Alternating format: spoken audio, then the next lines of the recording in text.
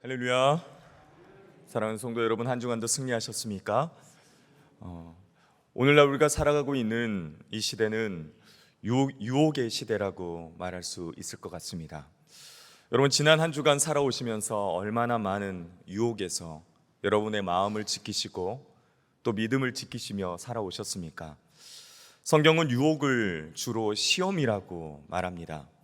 또 사탄이 하나님의 자녀로 하여금 죄를 짓도록 유도하는 간교한 수단을 시험 또는 유혹이라 말합니다. 우리의 인생은 계속해서 수많은 유혹과 시험이 놓여져 있습니다. 특별히 예수 그리스도를 주로 시인하는 하나님의 백성들, 하나님의 자녀들에게는 수많은 이 유혹과 시험이 도사리고 있습니다. 그리고 높은 자리 혹은 책임져야 하는 위치에 있는 리더일수록 이런 유혹에 또 시험에 많이 노출되어 있다라고 볼 수 있습니다. 그래서 계속되는 유혹을 이기는 것은 그리스도인들의 숙명이며 리더의 중요한 자질 중에 하나입니다. 이스라엘의 역사와 교회의 역사를 통해 볼 때 유혹을 이기는 것은 교회와 공동체의 생존과 직결되는 매우 중요한 일이었습니다. 요셉은 유혹을 이기고 총리가 되었습니다. 그런데 반면 다윗은 유혹을 이기지 못하고 넘어져 버렸지요. 그리고 어려움을 당했습니다. 아나니와 삽비라는 유혹을 이기지 못해 목숨까지 잃어버렸습니다. 사랑하는 여러분, 하나님께서는 모든 그리스도인들의 더 높은 수준의 성화와 또 영적 성장을 위해서 우리에게 때때로 시련이라는 것을 주시는 분이십니다. 믿음의 사람들에게 고난이 닥칠 때가 있습니다. 경제적으로 어려움을 당하거나 또 육체적인 질병이 갑작스럽게 다가올 때 있지 않습니까? 여기서 우리가 알아야 할 것은 하나님께서는 시련을 주기 시작할 때 사탄도 유혹을 시작한다는 것입니다. 둘은 동시에 일어나는 다른 사건입니다. 그 고난과 시련을 긍정적으로 받고 순종하면 영적인 성장과 기쁨, 그리고 하나님이 약속하신 생명의 면류관을 받을 수 있습니다. 그러나 만일 부정적으로 받아 불순종하게 되면 사탄의 유혹을 받게 되어 죄를 짓고 결국 사망에 이르기까지 합니다. 사탄은 그리스도인들을 유혹해서 화가 나게 하거나 원망 혹은 실망을 하게 만듭니다. 그리고 외롭게 만들고 하나님과 멀어지고 세상과 가까워져서 죄를 짓도록 온갖 색깔을 통한 방법을 통해서 다 우리를 넘어뜨리고 쓰러뜨리려고 한다는 것입니다. 히브리서의 수신자였던 1세기 유대인 그리스도인들에게 이 시련과 유혹은 동시에 다가왔습니다. 단지 예수를 믿는다는 이유로 시련과 박해를 받아야 했습니다. 재산을 몰수당하고 생명까지 잃게 되는 상황에 놓여져 있었습니다. 그런데 그들이 사는 그 시대에 그들이 옛날에 믿었던 유대교는 여전히 존재할 뿐만 아니라 그들은 어떠한 박해를 받지 않고 너무나 잘 살고 있었다는 것입니다. 이런 상황이 그들로 하여금 계속해서 갈등하게 만들고 예수 그리스도를 믿는 믿음을 저버리고, 즉 배교하고 다시 유대교로 돌아가고 싶은 유혹을 느꼈을 것입니다. 그들은 고난 때문에 신앙이 흔들렸습니다. 그들의 믿는 하나님, 그들이 믿는 예수 그리스도, 그 믿음이 흔들렸다는 것입니다. 그리고 그들이 의지했던 레위지파에 속한 아론의 계열의 대제사장을 붙들려고 했던 모양이 나오는 것이지요. 그래서 히브리서 기자는 예수님을 두고 율법과 제사 제도로 다시 돌아가려고 하는 것, 그리고 예수님이 아닌 다른 데서 구원과 행복과 소망을 찾으려는 그 모든 행동은 어리석은 일이다라고 일깨우고 있다는 것입니다. 예수 그리스도의 대제사장 그 사역의 뛰어남을 히브리서 기자는 계속해서 증거하면서 구약의 대제사장이 아니라 이제 신약의 대제사장이신 예수 그리스도만을 붙들고 끝까지 믿음을 지키고 승리하라라고 우리에게, 또 그 당시에 수신자들이었던 유대교 그리스도인들에게 권면하고 있는 말씀입니다. 그렇게 히브리서 2장부터 예수님을 우리의 대제사장, 자비하고 신실한 대제사장으로 소개하고 있습니다. 예수 그리스도는 죽음의 세력을 쥐고 있는 이 마귀 사탄의 세력을 멸하시고 죽음의 공포에서 종로로 닫은 사람들을 해방시키셨다 말씀합니다. 그는 하나님 앞에서 대제사장이 되심으로 백성들의 죄를 대신 갚아주심 뿐만 아니라 그는 몸소 시험받고 고난을 당하셨다 말씀합니다. 그래서 대제사장이신 예수 그리스도를 깊이 생각하라라고 말씀하지 않았습니까? 그리고 마음을 완고하게 하지 말고 살아계신 하나님께 떨어질까 조심하고 피차 서로 권면하여 또 죄의 유혹에 빠지지 않고 끝까지 견고하게 예수 그리스도만을 붙들고 있으면 그리스도와 함께 참여한 자가 될 것이다 말씀하고 있습니다. 특히 4장 15절과 16절에는 예수님의 대사장 직분을 좀 더 소개하고 있습니다. 대제사장 되시는 예수 그리스도는 우리의 연약함을 동정하시는 분이시다 말씀합니다. 그분은 우리와 같은 시험을 받았지만 그는 죄를 짓지 않았습니다. 따라서 하늘에 계신 예수 그리스도께서 예수님께 우리는 도움을 얻을 수 있다라는 것입니다. 우리는 이러한 은혜를 얻기 위해서 하나님 보좌 우편에 계신 그리스도께 나아가야 한다라고 말씀합니다. 사랑하는 여러분, 힘들고 어렵고 또 포기하고 싶을 때 우리가 이 말씀을 붙들어야 하지 않겠습니까? 예수 그리스도께 계속해서 담대히 나아가는 것입니다. 예수 그리스도를 믿는 그 믿음을 버리지 않고 예수 그리스도를 붙들며 끝까지 우리는 믿음으로 나아가야 한다는 것입니다. 히브리서 기자는 5장 1절부터 10절에 구약의 대제사장과 즉 지금도 존재하고 있는 대제사장들의 한계 그리고 불완전함을 소개하고 설명합니다. 구약의 대제사장들은 어떤 사람들이었습니까? 먼저 그들은 인간이었습니다. 사람이라는 것이죠. 대제사장마다 사람 가운데서 택함을 받았다라고 말씀합니다. 그래서 제사장이 있던 사람이라는 것 때문에 그들은 필연적으로 자신들을 위해서 속죄 제사를 먼저 드려야 하는 연약함이 있었습니다. 한계가 있었다는 것이죠. 그리고 그들은 하나님께 속한 일을 사람을 위해서 예물과 속죄하는 제사를 드리는 중보자로서의 역할을 해야 했던 것이었습니다.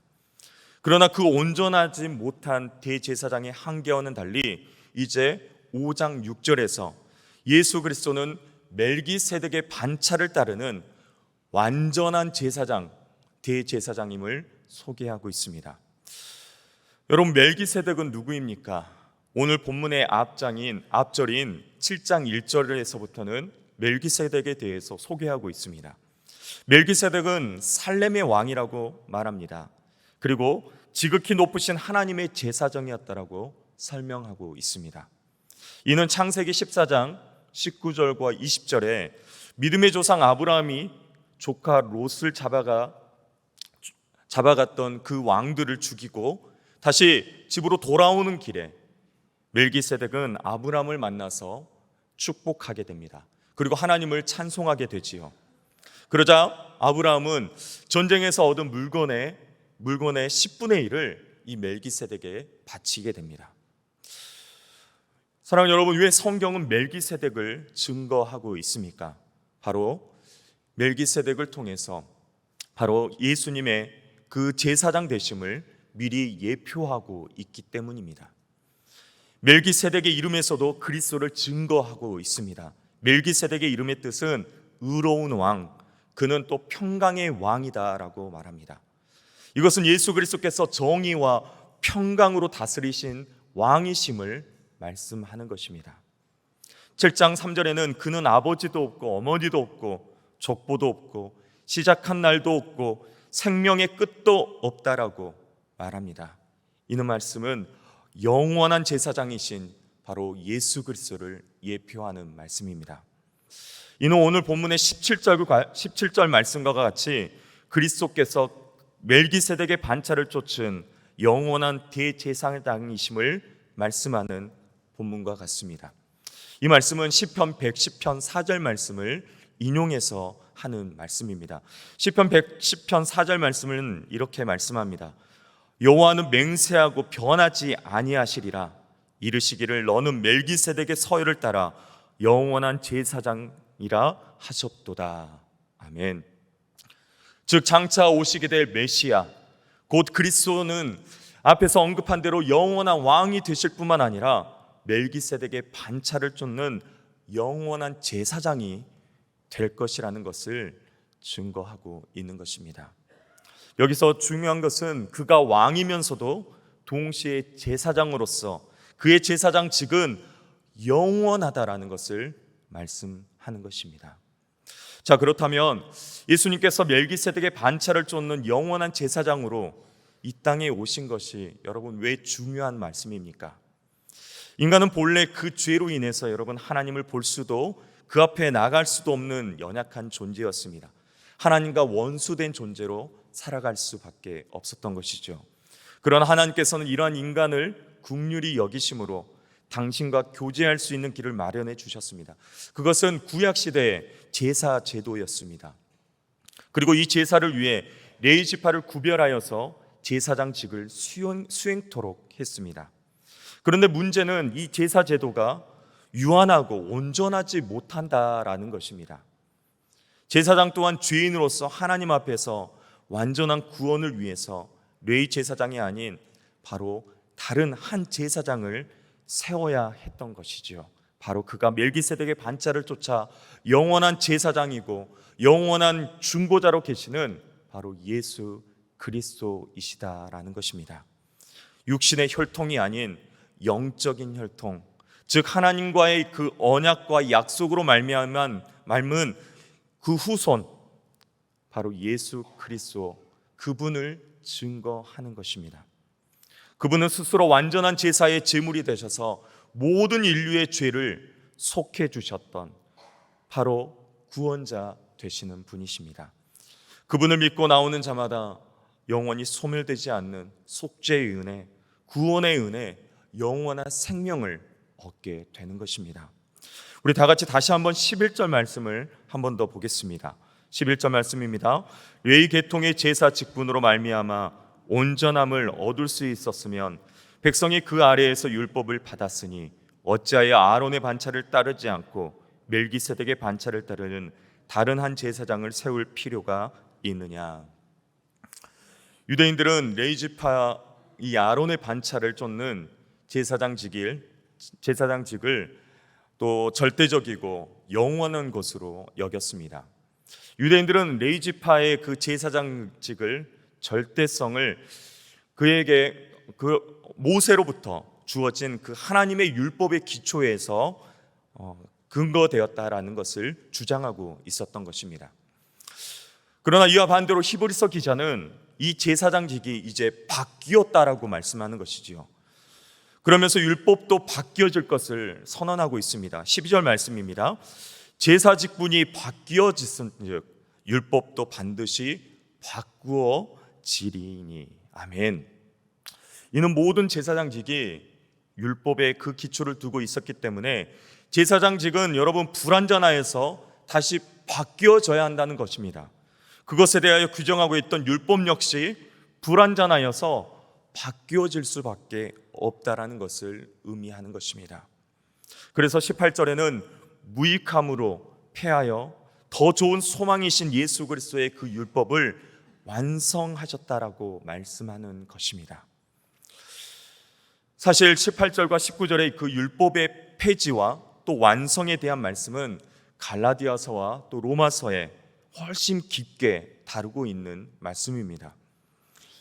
갈라디아서는 율법은 예수 그리스도의 이름으로 인도하기 위한 그냥 몽학 선생, 초등 교사의 뿐이다라고 말씀하고 있지 않습니까?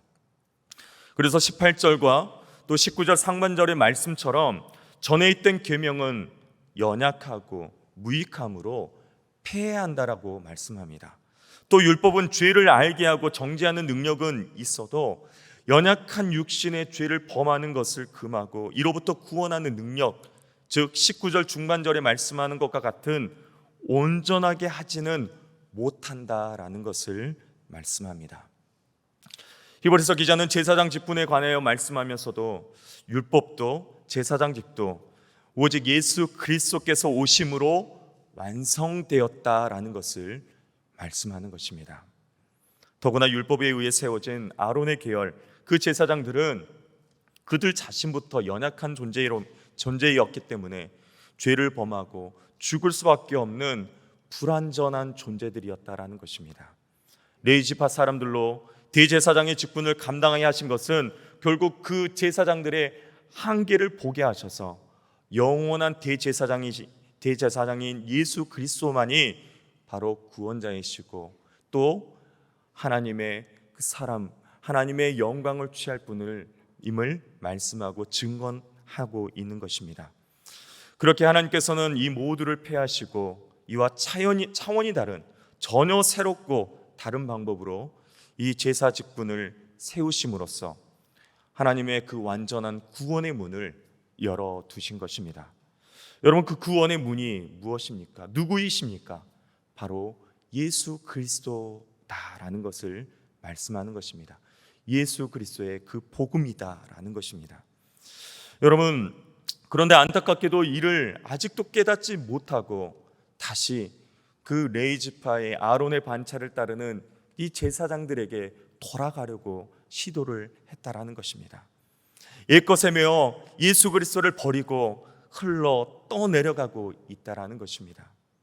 결국 신앙의 본질은 눈앞에 보이는 현실 속에서 여러분 어떻게 영혼의 닻을 예수님께 굳게 내리고 살아갈 수 있느냐 하는 싸움일 것입니다. 그래서 오늘이라 일컫는 동안에 우리는 매일 피차 권면하여서 죄의 유혹으로부터 완고하여 지지 않도록 또 살아가는 그렇게 믿음을 지키고 살아가는 것만이 유일한 길이다라는 것을 우리는 기억해야 할 것입니다. 우리는 흘러 떠내려가지 않도록 세상의 유혹과 시험에 휩쓸려 떠내려가지 않도록 예수님께 닻을 내리고 예수님만을 붙들고 우리는 살아가야 한다는 것을 말씀합니다.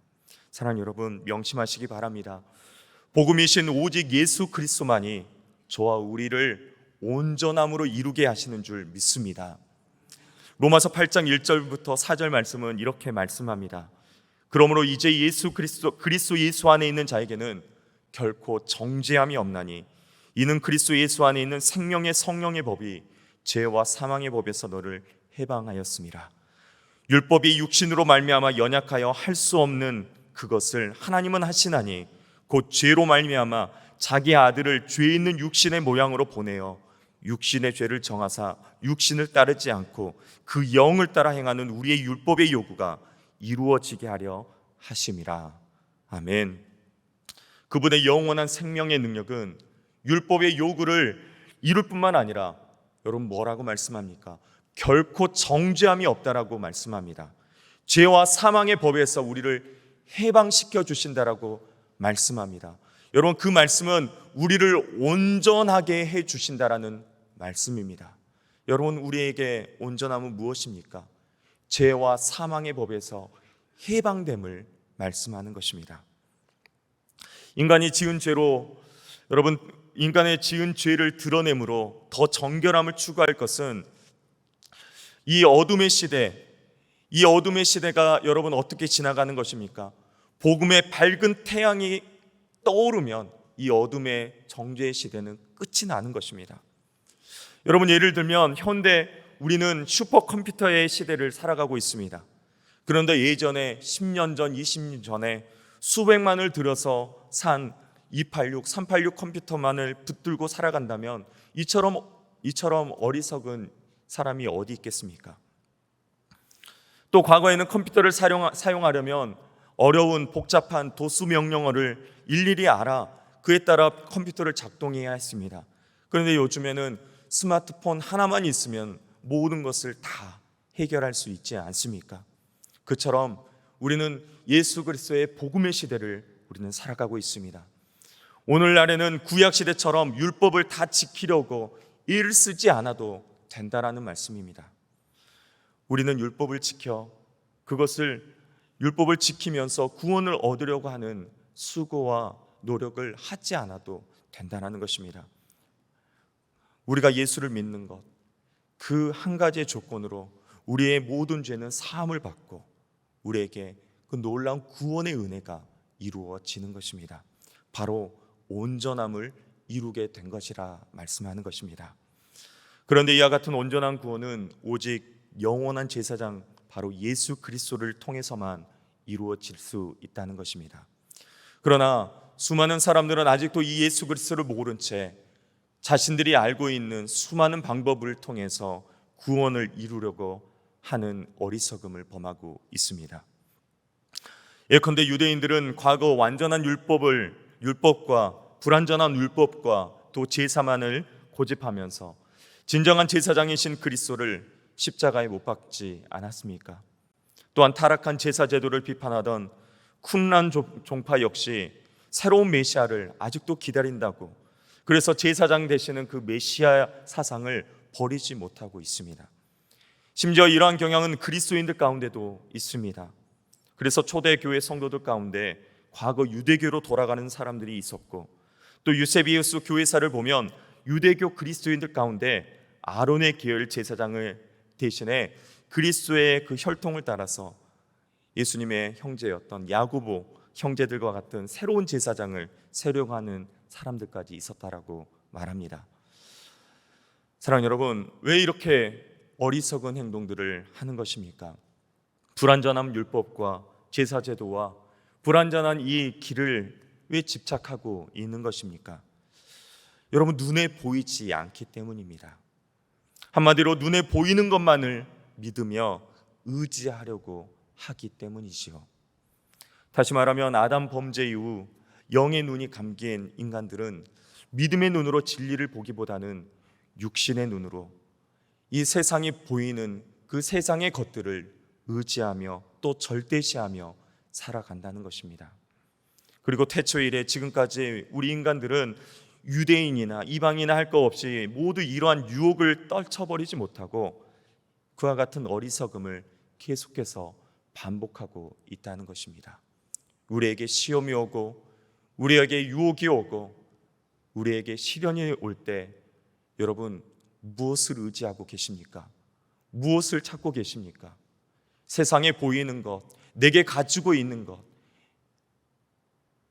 내 물질과 내 건강과 내 지혜, 또 나보다 더 힘이 있는 사람들을 찾아가고 그들에게 도움을 구하고 있지 않습니까? 보이지 않는 우리와 여전히 함께 하시고 우리와 여전히 동행하시는 예수 그리스도가 여러분 보이십니까? 예수 그리스도가 하나님이 보이지 않다라는 것입니다. 그래서 성경을 보면 하나님의 선민으로 자처했던 이스라엘 백성들은 보이지 않는 하나님보다는 보이는 왕을 달라고 하지 않았습니까? 그리하여 그들은 이방 사람들처럼 보이는 왕을 달라고 함으로써 하나님의 진노를 샀습니다. 그리고 결국 자신들이 요구했던 그 왕들로 인해 우상 숭배의 길로 가다가 심판을 받아 멸망당하지 않았습니까? 또한 웅장하고 화려했던 성전의 제사 제도에 더 매료되어서 고운 모양도 없고 흠모할 모양도 없었던 예수 그리스도를 배척함으로써 참된 성전과 제사장 되시는 예수 그리스도를 십자가에 못 박지 않았습니까? 이러한 어리석음 수많은 성도들 가운데서도 여전히 나타나고 있는 모습입니다. 세상 사람들은 지금도 보이지 않는 하나님보다 내 주먹을 믿겠다, 내가 가지고 있는 물질과 내 힘을 믿겠다라며 예수 그리스도를 거부합니다. 믿지 않습니다. 여러분, 발달 심리학을 보면 소위 대상 영속성 개념이라는 것이 있습니다. 대상 영속성. 생후 6개월 정도 된 아이들 앞에 장난감이 놓여져 있습니다. 그런데 손수건으로 그 장난감을 가리게 되면 이 6개월 미만의 아이들은 그 장난감이 사라진 줄 알고 장난감을 찾지 않는다라고 합니다. 그러다가 18개월쯤 되면 비로소 어느 정도의 이 대상 영속성 개념이 생겨 장난감을 감추는 것을 손수건으로 가리게 되면 손수건 뒤에 숨겨져 있는 장난감을 찾을 수 있게 된다는 것이죠. 여러분, 이 갓난아이와 같은 6개월 미만의 어리석은 또 연약한 모습이 바로 인간들의 모습이라는 것입니다. 눈에 보이지 않기 때문에 사라져버린 것이죠. 찾지 않습니다. 구하지 않는 것입니다. 눈에 보이는 것, 내가 가지고 있는 물질, 내가 지니고 있는 학식, 그 재물과 권력을 자랑하며 그것을 의지하고 살아가고 있는 모습이 바로 저와 우리의 모습이지 않습니까? 오늘날 수많은 사람들의 모습을 보십시오. 자신들의 수양을 통해서 구원과 해탈을 이루려고 합니다. 재물과 권력 등으로 평화와 안식을 얻어보려고 수많은 사람들은 시간과 노력과 또 투자를 하고 그것이 옳은 길인 양 그 길로 따라가고 있습니다. 이 모든 것들이 여러분 모양은 다르지만 결국 어리석은 이 땅에 재물을 쌓는 어리석은 모습인 것입니다. 과거와 현재 이런 사상과 노력은 실로 연약한 육체를 따르려고 하는 우리의 모습이라는 것입니다. 여러분, 아무리 수양해도 인간의 의는 결코 하나님의 기준에 이르지 못합니다. 어떤 노력을 해도 구원에 이르는 길은 없습니다. 또한 영원한 하나님의 나라는 땅의 것들을 쌓아 도달할 수 있을 만큼 낮은 것이 아닙니다. 그러므로 오늘 우리는 땅의 것을 쌓아 하늘에 도달하려고 하는 어리석은 그 인간의 모습을 벗어 던져버려야 하는 것입니다. 여러분, 어떻게 구원의 길에 이를 수 있다는 것입니까? 오늘 성경은 분명하게 우리에게 말씀하고 있습니다. 우리의 대제사장이 되시는 예수 그리스도만을 통해서 그 놀라운 구원의 길에 이룰 수 있다라는 것입니다. 사랑하는 여러분, 예수 그리스도는 눈에 보이지 않으신 분이십니다. 그러나 여전히 우리와 함께 계시고 오늘도 우리의 예배 가운데 임하시고 역사하시는 진리가 되시는 말씀으로 역사하고 계시는 진정한 하나님이시고 대제사장이신 예수 그리스도가 되시는 것입니다. 사랑하는 여러분, 눈을 여십시오. 믿음의 눈을 여셔서 예수 그리스도를 바라보시기 바랍니다. 세상 사람들이 뭐라 할지라도 세상의 것들, 썩어져 버릴 것들에 눈을 빼앗기지 마십시오. 시선을 두지 마시고 여러분 더 밝은 믿음의 눈을 열어서 신실하신 우리 구주 예수 그리스도만을 바라보시면서 흔들리지 마시기를 축복합니다. 사도 바울은 극심한 고통 속에서 분명한 소망을 발견했습니다. 로마서 8장 35절부터 37절은 이렇게 말씀합니다. 누가 우리를 그리스도의 사랑에서 끊으리요? 환난이나 공고나 박해나 기근이나 적신이나 위험이나 칼이냐? 기록된 바 우리가 종일 주를 위하여 죽임을 당하게 되며 조살당할 양같이 여김을 받았나이다 함과 같으니라. 그러나 이 모든 일에 우리를 사랑하시는 이로 말미암아 우리가 넉넉히 이기느니라. 아멘. 사랑하는 여러분, 모진 고통 가운데서 더욱 뜨겁게 찾아오시는 소망의 하나님을 사도 바울은 만났습니다. 가장 연약할 때 가장 크신 능력을 체험하게 하시는 그 놀라운 은혜를 입게 된 것입니다. 저 우리에게도 연약함이 있습니다. 고통 가운데 신음하는 시간들이 여러분 얼마나 많습니까? 그러나 우리의 연약함은 그것이 어떤 종류든지 간에 하나님은 그 연약함을 통해서 그리스도의 그 능력을 체험하는 통로로 사용하실 것입니다.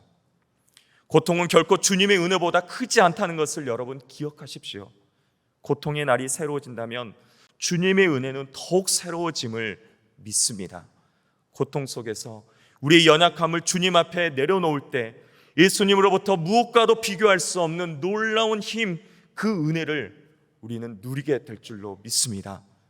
사랑하는 여러분, 바울이 낙심하지 않았던 이유는, 이와 같이 고백하며 하나님을 찬송할 수 있었던 이유는, 겉사람은 쇠하고 후피해지지만 속사람은 날로 새로워진다라고, 그것이 내게 유익이 된다라고 말씀하고 있지 않습니까? 그리고 영원한 영광의 무게를 경험한 사람들에게는 이 세상의 그 어떤 고난은 잠시 당하는 가벼운 것으로 여겨지게 되는 것입니다. 고난 당할 때 그 고난이 얼마나 무거운지 집중하지 마시고, 우리들 앞에는 항상 여러분 저울이 있습니다. 자신이 현재 겪고 있는 고난을 한쪽 저울에 올려놓고 다른 한쪽 저울에는 장차 받게 될 영광이 놓여진다고 생각할 때 여러분 그 고난은 아주 가벼운 것이 되는 것입니다. 사랑하는 여러분, 내 삶의 소망이 예수 그리스도가 되시기를 축복합니다. 오직 예수 그리스도만이 저와 우리를 온전함을 이루게 하시는 그 놀라운 더 좋은 소망과 능력이 되는 줄 믿습니다. 우리에게 온전함을 가져다 주신 분은 율법을 따라 새로워진 제사장이 아니라 멜기세덱의 반차를 따라 세워질 영원한 제사장, 바로 예수 그리스도이시다라는 것입니다. 바로 율법과 제사제도가 준비했던 온전함에 이르는 길, 하나님께 가까이 가는 소망의 길은 예수 그리스도를 통해 완성된 것입니다. 여러분, 마지막 19절 말씀을 보십시오. 율법은 아무것도 온전하게 못할지라 이에 더 좋은 소망이 생기니 이것으로 우리가 하나님께 가까이 가니라. 아멘. 여러분, 하나님께 가까이 나아가는 길은 예수께서 내 삶의 소망이 되실 때만 가능한 줄 믿습니다. 오직 예수 그리스도를 통해서 우리는 하나님께로 나아갈 수 있는 것입니다. 이것이 바로 더 좋은 소망이 되는 것입니다. 더 좋은 소망, 그것은 그리스도의 그 십자가를 통해 열리게 될 영원한 생명의 길을 의미하는 것입니다. 구약보다, 율법보다 훨씬 더 좋은 것입니다. 다시 말해 신약, 새 언약, 새 복음이 되는 것입니다. 이제 신약의 성도들은 예수 그리스도의 그 속죄 사역을 통해 온전함을 이루는 더 좋은 소망에 근거하여 하나님께 나아가게 된 것을 선언하고 있는 것입니다. 우리의 소망이 되시는 예수 그리스도 앞에 서서 그분을 나의 영원한 궁극적인 소망으로 인정하는 그리스도인들은 이와 같이 노래할 수 있을 것입니다. 하나님께로 더 가까이 갑니다. 고통 가운데 계신 주님, 변함없는 주님의 크신 사랑, 영원히 주님만을 섬기리. 우리 다 같이 함께 찬양해 보실까요? 하나님께로 더 가까이 갑니다. 고통 가운데 계신 주님, 변함없는 주님의 크신 사랑, 영원히 주님만을 섬기리. 할렐루야. 사랑하는 여러분, 온전함을 이루는 더 좋은 소망 되시는 예수님을 놓치지 마시고 붙드시길 바랍니다. 끝까지 붙드시기를 축복합니다. 세상에 주는 모든 소망은 일시적이고 다 무너져 버릴 것입니다. 그러나 예수 그리스도, 이 복음은 무너지지 않습니다. 변하지 않습니다. 여러분, 결코 무너지거나 변하지 않는 예수 그리스도를 붙드시기 바랍니다. 여러분, 말씀을 마치겠습니다. 당시 유대 그리스도인들은 여전히 레위지파 계열의 대제사장을 붙들려고 합니다. 만약 율법과 제사제도가 온전함을 이룰 수 있었다면 하나님은 멜기세덱의 반차를 따르는 다른 한 제사장을 세우려고 하지 않았을 것입니다. 그러나 그것은 온전하지 못했습니다. 그렇기 때문에 하나님은 바꾸셨습니다. 온전한 것은 바로 오직 예수 그리스도 한 분이시다라는 것입니다. 그 예수님만이 우리의 소망이 되시는 것입니다. 죄인들에게는 용서의 소망이, 병자들에게는 치료의 소망이, 가난한 자들에게는 부요함의 소망이, 죽음을 앞둔 자에게는 영생의 소망이 되는 것입니다. 그래서 우리에게는 영원한 소망이 되는 줄 믿습니다. 또한 주님 안에 있는 그 믿음을 통해 승리하는 삶을 살게 하시고 하나님께서는 우리에게 놀라운 풍성한 은혜를 허락해 주신다는 것입니다. 사랑하는 여러분, 예수님만 바라보십시오. 예수님께 우리의 시선을 두시고 또 예수님께 초점을 맞추시고 고정하여 세상의 풍파에, 유혹에, 시련에 떠내려가지 마시고 끝까지 예수 그리스도를 믿는 그 믿음을 붙들고 더 가까이, 하나님께로 더 가까이 나아가시는 저와 우리 모든, 우리 신안의 모든 신안의 공동체가 되기를 예수님의 이름으로 축복합니다. 기도하겠습니다.